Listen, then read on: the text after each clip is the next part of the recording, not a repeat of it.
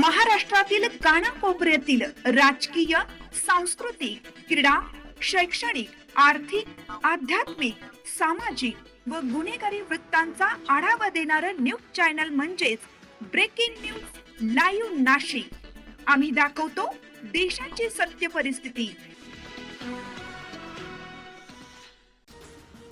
महाराष्ट्र नवनिर्माण सेनेचे अध्यक्ष अमित ठाकरे यांचे सातपूर विभाग अध्यक्ष सचिन सिन्हा यांच्या वतीनं भव्य स्वागत। सातपूर विभाग अध्यक्ष सचिन सिन्हा श्री संत श्रेष्ठ निवृत्तीनाथ महाराज पालखी सोहळ्याचे औचित्य साधून महाराष्ट्र नवनिर्माण विद्यार्थी सेनेचे अध्यक्ष आणि मनसेचे युवा नेते अमित ठाकरे हे रविवार दिनांक 28 जून पासून नाशिक आणि त्र्यंबकेश्वर दौऱ्यावर येत आहेत। दौऱ्याच्या अनुषंगाने मनसेच्या राजगड नाशिक जिल्हा मध्यवर्ती कार्यालयाकडून अधिकृत नियोजन जाहीर करण्यात आले।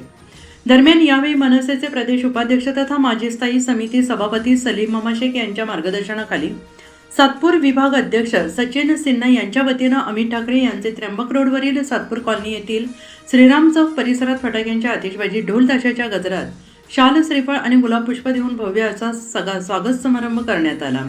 या संपूर्ण कार्यक्रमावेळी महाराष्ट्र नवनिर्माण विद्यार्थी सेनेचे अध्यक्ष अमित ठाकरे यांचे आगमन होतात।